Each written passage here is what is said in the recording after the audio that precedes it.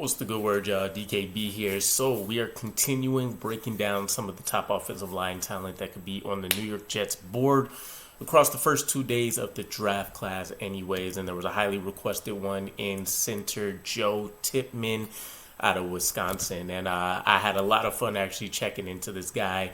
I know from my mock draft, I know from various ones that I've seen around, threads, Bleacher Report, all that kind of stuff. I've seen him anywhere as high as the third round. I've seen him go as low as about the fifth round, which seems like a steal based on what I've read now. So Joe Tippman from Wisconsin, 6'6", 317-pound guy. So we're talking about one of the larger centers that you're going to find in college, let alone the NFL itself, as soon as he steps foot inside a professional locker room.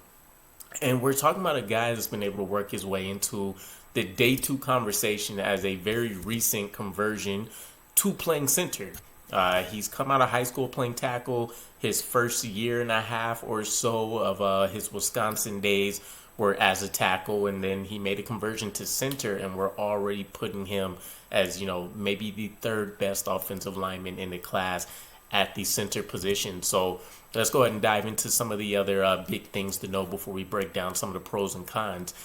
So with him being fresh, we're talking about 15 games of experience across 2 years, 1,486 snaps or so that he's been able to kind of rep and, work himself up wise.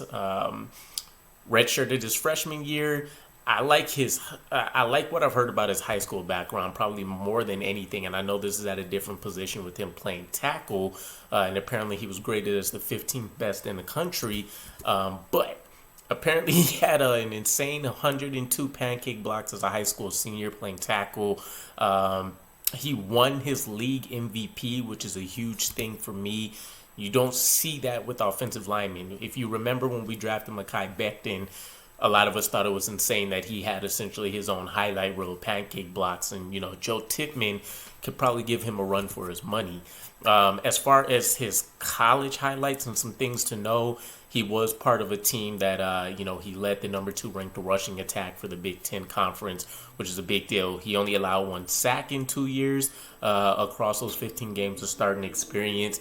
And we're talking about a guy, I know I mentioned 6'6", 317 pounds, but he still has the look and ability to put on a lot more weight, maybe not a lot more, but more weight in order to become a more effective blocker as he kind of refines his technique a little bit more in the pros, which is exciting. And he is a guy that is definitely scheme versatile. So he'll be able to play some, gap schematics. He'll be able to go one-on-one. He'll be able to go out there in a phone booth. You can put him on an island to certain degrees. So let's go ahead and dive into some of the pros. Incredible raw power and athleticism, as you can imagine. I was seeing crazy stats like his, shuttle yard time would have been the best out of the 2022 NFL draft.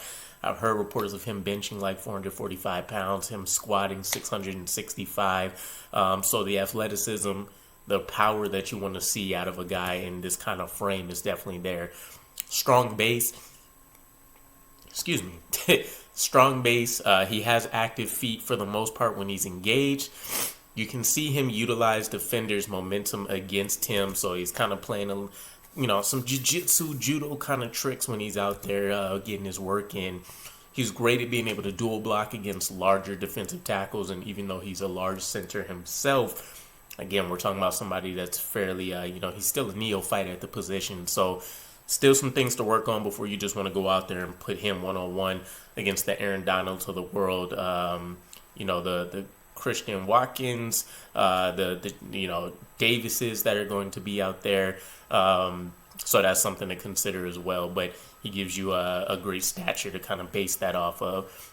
He's pretty quick to be able to reach the second level. He definitely uses his physical traits to his advantage, that raw power, that athleticism to go out there and kind of meet people right at the line of scrimmage.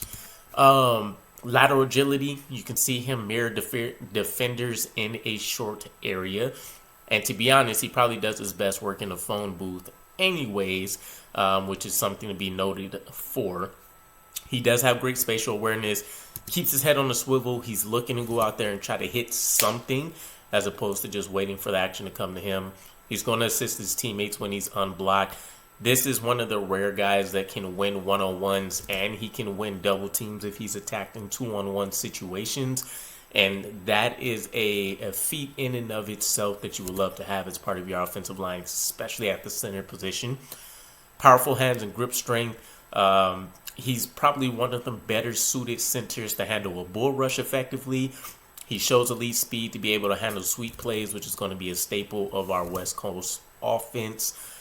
He definitely has the tag of Mauler for his physicality. And one of the things that I love personally, and a lot of the things that we called out about Connor McGovern, we felt like the communication on the line wasn't there. And he's done a great job from what I've been able to investigate and hearing some coach reviews and things like that, being able to go out there and make adjustments and call things out pre-snap on the line.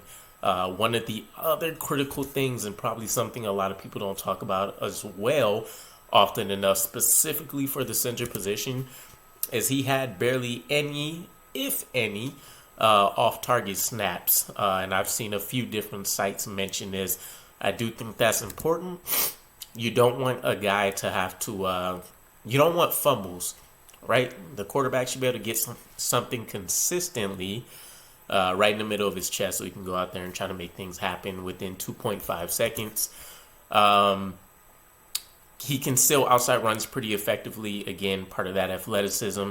And he's one, again, of the few guys, at least so far, that we've covered that can push the line of scrimmage. And matter of fact, he's such a force that he can do this in the pass and run game, which is a big piece. He is a little bit more uncomfortable in pass protection than run blocking, but he has the ability to go out there and impose his will and kind of keep guys at a standstill or even push them back and wipe them out completely. And then he also, again, has the ability to utilize a one-hand extension when necessary. So you can see him kind of, tossing his guy out of the play. If he's unblocked, he can go out there, hit a guy with the Heisman one time, try to buy some extra time if needed. Now, some of the cons with him. Because of his athletic profile and his stature, height concerns means that he's always going to have to work a little bit harder than most other centers to win the pad level battle and not have a defensive tackle get into his body so quickly and kind of nullify all of his unique traits.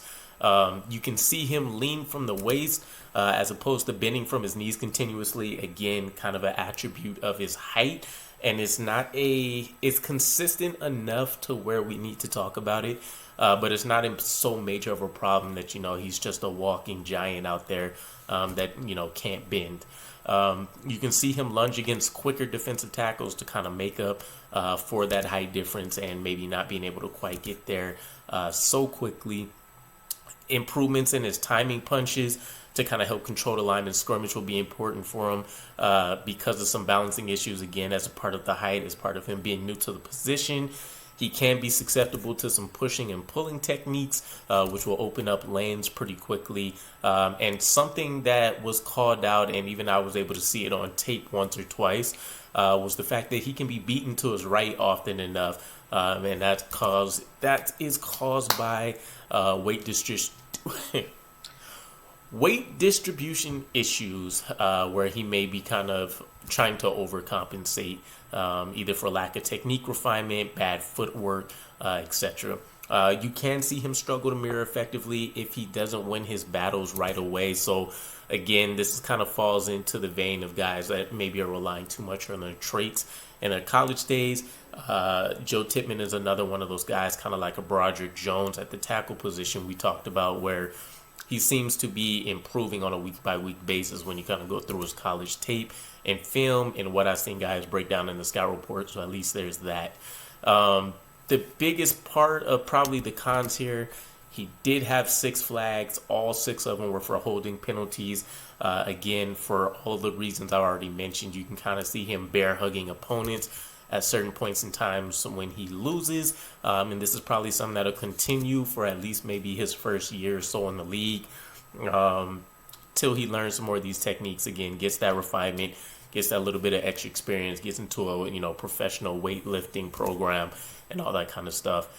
Footwork is probably average at best right now, and then again, stature, it'll be a consistent topic with him. There's always going to be concerns as well with his base, positioning stance, his leverage and how he's utilizing it, and how effectively he pieces together all of his traits. If you can get him to anchor appropriately, get his base together, he applies his punches in a timely manner. You're talking about a guy that's going to wipe out whoever's in front of him almost 90% of the time. In my, the number that I'm envisioning would be 90%. It's probably an exaggerated number, but the point is more likely than not, he's going to wipe out who's in front of him. Again, a neophyte at the position. There's going to be some awareness issues. You can see him over pursuing blocks when he gets to the second level at certain times. He'll even miss some, free rushers that are coming in if the defense is lining up in wider alignments. This is actually something I think will be important for us because this is something that we like to do on our defense. And so this could be a great way to train him and get him out of some of those tendencies pretty quick facing a defense like ours day in and day out. And then I mentioned this already, but right now he's better in the phone booth than at space at the moment. And this works in the pass and the run game.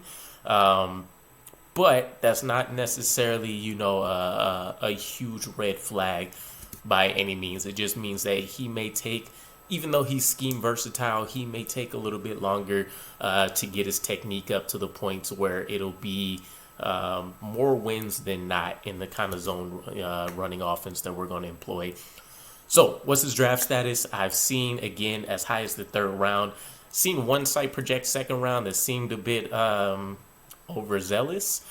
Third round seems to be the going rate, and then I had some people that mentioned fourth round, but anything after the third round they consider an immediate steal. The two pro comparisons that I was able to find, Mitch Morse, Tyler Biadasz, in terms of the play style. The only comparison I've seen in terms of the athletic profile and some of the tools and traits that he's bringing is Tyler Linderbaum. You guys know how I felt about it if you watched any of the draft videos from last offseason. Tyler Linderbaum, I wanted very, very bad. I was hoping we picked him in the first round with any pick other than a fourth round pick, to be honest. But it was nice kind of seeing that pro comparison. So that is our scouting breakdown. Our first center in this 2023 NFL draft class, Joe Tippman, out of Wisconsin. Let me know what your guys' thoughts are about him. Anybody else that you want to see, I'm definitely going to still be covering John Michael Schmitz. And I know there's one or two other guys that were called out that I think I want to take a look at as well. But let me know what your guys' thoughts are. I'll catch you again. Peace.